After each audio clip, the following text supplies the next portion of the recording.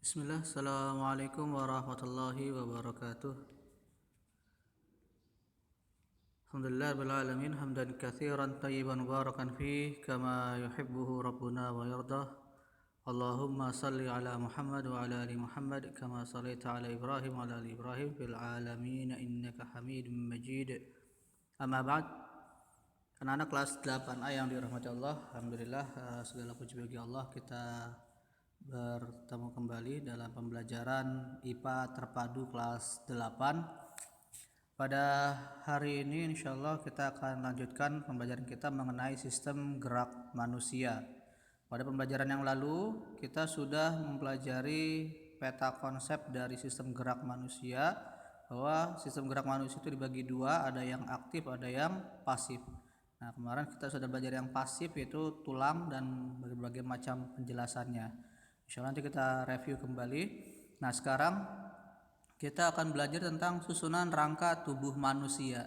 Nah, yang pertama yang harus kita ketahui adalah bahwa fungsi rangka tubuh itu yang pertama memberi bentuk tubuh, makanya kita punya bentuk.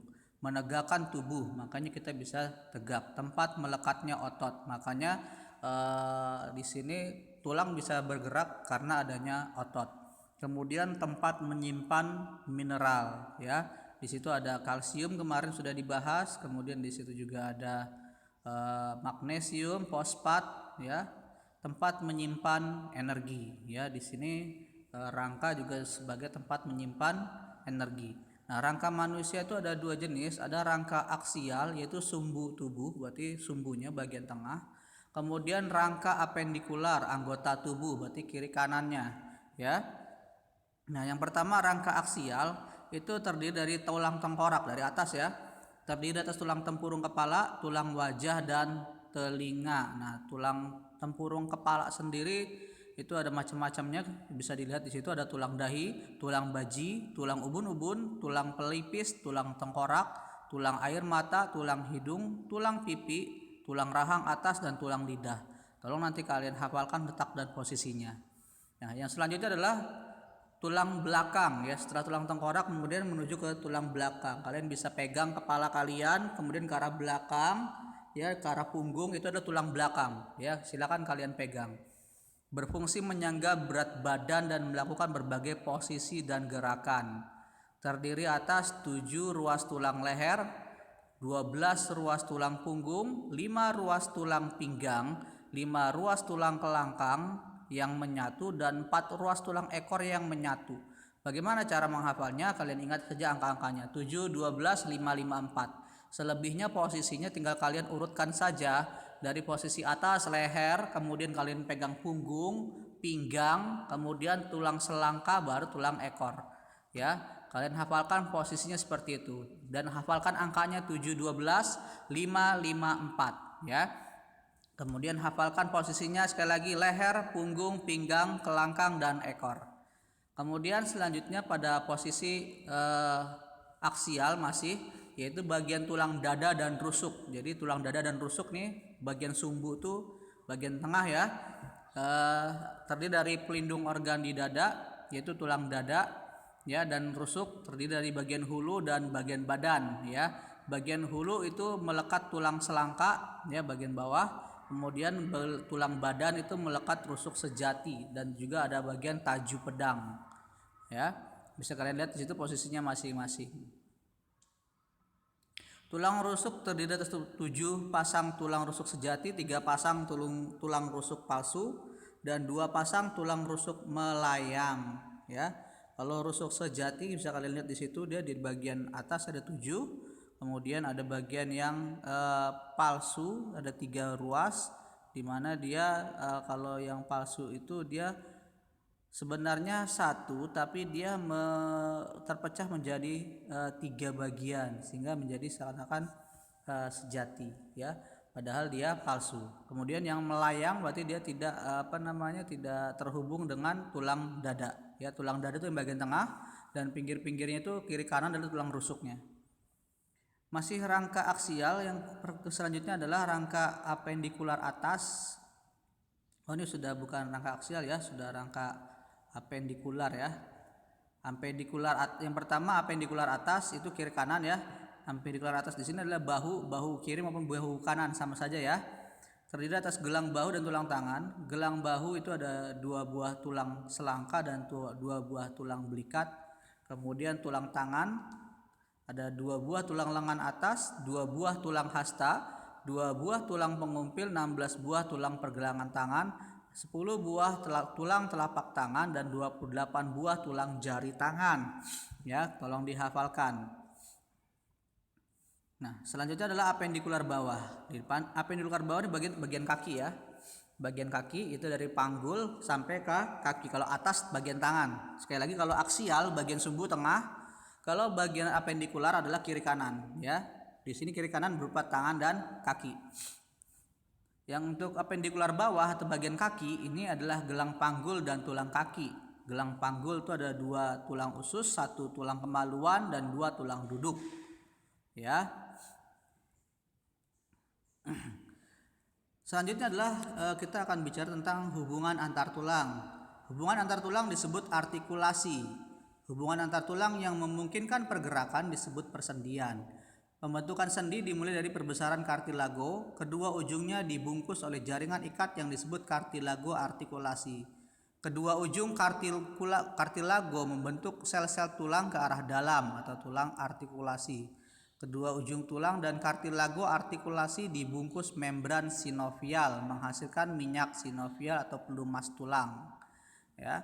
Nah, hubungan antar tulang itu ada sekitar 3 jenis. Yang pertama adalah sendi mati atau sinartrosis. Ini ya dihubungkan oleh serabut jaringan ikat sehingga tidak dapat digerakkan. Contohnya hubungan antar tulang tengkorak. Nah, antar tulang tengkorak ini dia seperti kalian tadi lihat di atas, dia ada macam-macam tulang, ada tulang baji, tulang dahi, tulang pelipis. Nah, itu semuanya dihubungkan oleh serabut jaringan ikat. Jadi masing-masing antara rahang atas kemudian juga dengan yang satunya itu tidak bisa bergerak ya, tidak bisa bergerak. Selanjutnya adalah sendi kaku ya. Sendi kaku hubungan antar tulang yang dihubungkan oleh kartilago ya, memungkinkan gerakan secara terbatas. Sekali lagi hanya secara terbatas. Contoh sendi antar ruas tulang belakang nih, belakang kita ya, bagian punggung ya. Itu gerakannya terbatas ya kalau kita gerakan. Tapi dia tidak banyak sebetulnya. Yang bergerak itu kan pinggang kita ya, bagian pinggang. Tapi antar ruas tulang belakang itu sendiri dia tidak bergerak. Sendi antara tulang betis dan tulang kering pun dia gerakannya kaku ya, terbatas. Selanjutnya diartrosis atau sendi gerak. Nah, sendi ini tidak dihubungkan oleh jaringan ikat, jadi dia bisa bergerak bebas ya. Nah, untuk sendi gerak ini tersusun atas mangkok sendi ya. Kemudian bonggol sendi. Nah, bonggol sendi ini masuk ke dalam mangkok sendi ya, satu bagian. Kemudian pembungkus sendi ya, membungkus bonggol dan mangkok sendi. Kemudian ada cairan sendi atau tadi minyak sinovial ya yang melumaskan sendi. Jadinya sendi kita itu pergerakannya tidak linu. Ya, kalau linu berarti kekurangan cairan sinovial. Nah, sendi gerak sendiri ada 4 macam. Ada sandi, sendi engsel, peluru, pelana, dan putar. Sekarang kita lihat satu-satu. Sendi engsel itu hanya satu arah. Contohnya lutut ya, kalau kita gerakan itu satu arah ya, bukan 2 arah. Engsel itu kalau kita mau bayangkan seperti kita coba kalian buka tutup pintu. Nah, itu satu arah ya, arah membuka saja atau arah menutup saja, kan begitu ya engsel pintu ya. Sama seperti siku, lutut, kemudian ruas antar jari, itu semuanya sendi engsel ya, hanya dapat digerakkan satu arah ya. Ingat kalau sendi engsel, ingat engsel pintu ya, ingatnya engsel pintu. Kemudian sendi peluru, sendi yang memungkinkan terjadinya gerakan ke segala arah. Kedua ujung tulang berbentuk mangkok dan bonggol ya, karena dia bentuknya mangkok dan bonggol, jadinya dia bisa bergerak mana-mana ya, ke segala arah. Contoh di sini adalah gelang bahu dan tulang lengan atas, kemudian tulang paha dan gelang panggul. Ya, ini contohnya tangan kita ya. Ya, kalau kita putar kemana-mana bisa ya. Seperti gerakan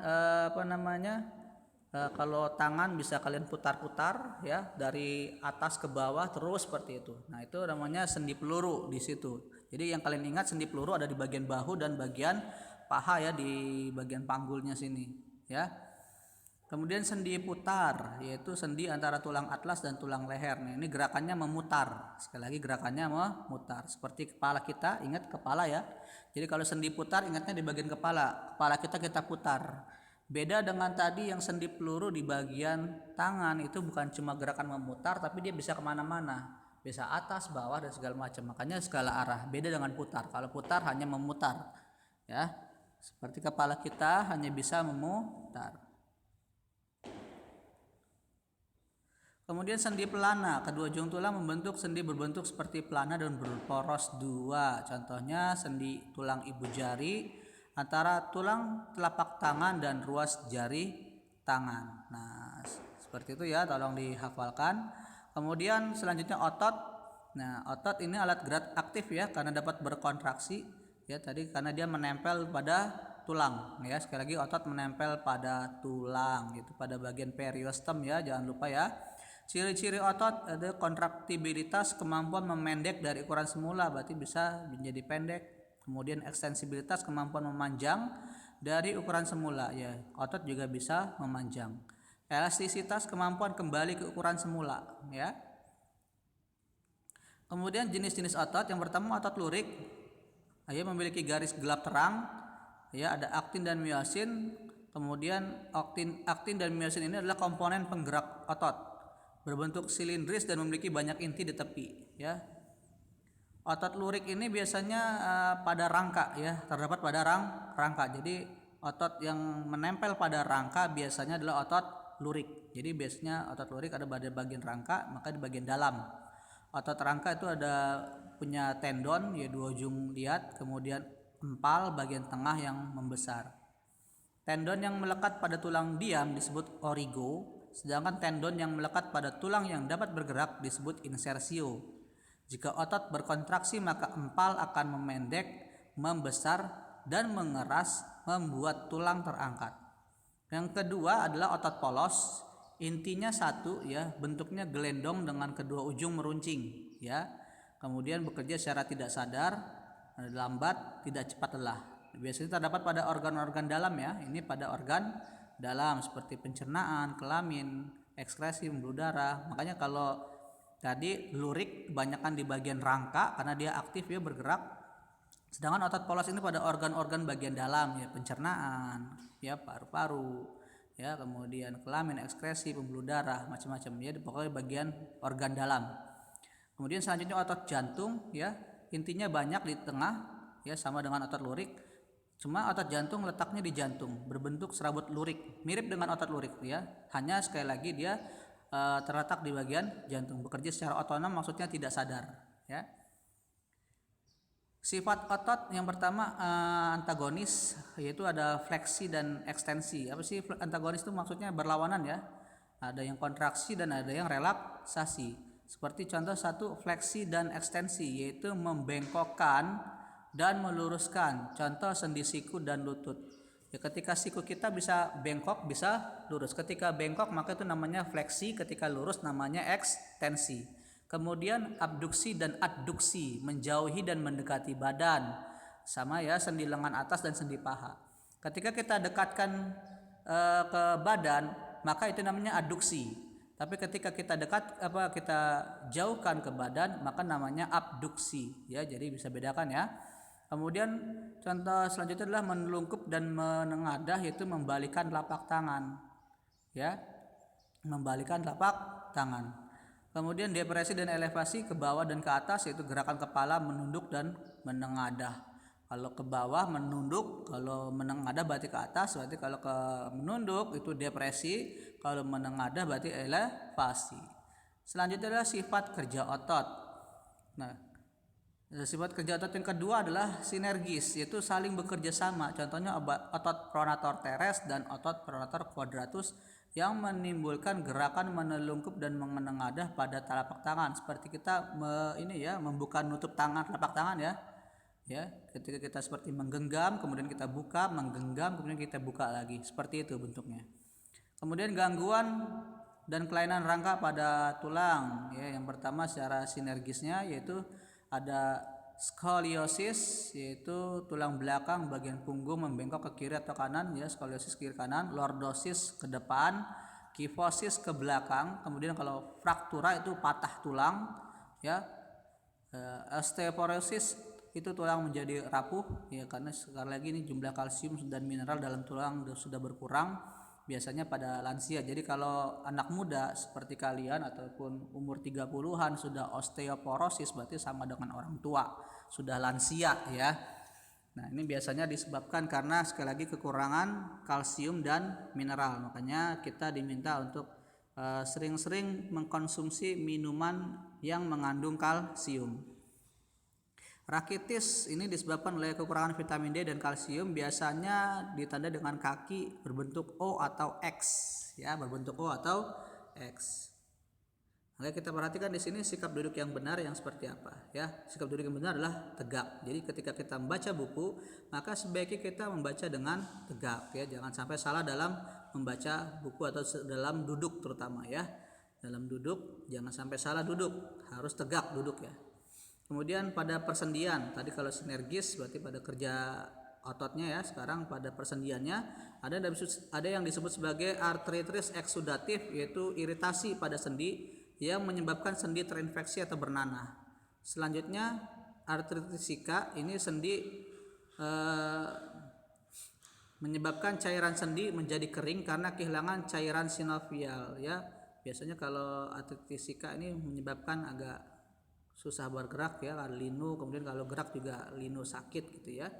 Dislokasi bergeser ya, dislokasi bergesernya sendi dari kedudukan semula karena jaringan ligamennya sobek ya. Ini biasa terjadi pada anak-anak yang bermain bola ya, salah jatuh ya, ataupun permainan yang lainnya. Kalau salah jatuh ya dengan tangan dulu atau dengan kaki dulu yang posisi salah, maka bisa mengalami dislokasi. Terkilir, tertariknya ligamen ke posisi yang tidak sesuai tetapi sendi tidak bergeser. Kalau tadi bergeser sendinya, kalau sekarang terkilir dia tidak bergeser. Bedanya itu ya antara dislokasi dengan terkilir. Kalau dislokasi sendinya bergeser, sedangkan kalau terkilir sendinya tidak bergeser. Kemudian ankilosis, persendian seolah-olah menyatu sehingga tidak dapat digerakkan ya. Nah, ini biasanya terjadi pada orang tertentu ya. Kemudian pada otot ya, gangguan dan kelainan pada otot yaitu ada atrofi, otot mereduksi atau mengecil sehingga tidak kuat untuk melakukan gerakan. Atau hipertrofi, otot membesar ya. Tapi ini juga sama ya. Untuk melakukan gerakan juga jadi lebih sulit ya. Kram, kejang otot yang disebabkan oleh cuaca dingin atau aktivitas otot terlalu berat. Ya, ini sering terjadi pada kita ya. Tetanus, penyakit yang disebabkan oleh Clostridium tetani. Gejalanya otot terus-menerus berkontraksi sehingga kayak bunyi nyut-nyut gitu. Kalau kita rasain tuh kayak nyut-nyutan gitu ya. Biasanya ini kalau kita mengalami luka, kemudian lukanya terkena benda yang berkarat ya. Biasanya benda-benda berkarat itu bisa mengakibatkan penyakit tetanus, disebabkan karena ada kemungkinan adanya bakteri Clostridium tetani. Makanya kadang kalau kita kena ya, otot kita itu kayak nyut-nyutan terus ya di situ tangannya. Kemudian mistenia gravis, otot melemah secara bertahap sehingga menyebabkan kelumpuhan, bahkan bisa menyebabkan kematian. Ya, demikianlah pembelajaran pada pagi siang hari ini ya. Kita dapatnya siang. Ya, mudah-mudahan bisa dipelajari di rumah. Kemudian silakan di situ kerjakan latihan pada buku IPA Terpadu SMP kelas 8 jilid 2 halaman 26 ya. Silakan untuk mulai mengerjakan. Tetap semangat, selamat belajar. Terima kasih. Assalamualaikum warahmatullahi wabarakatuh.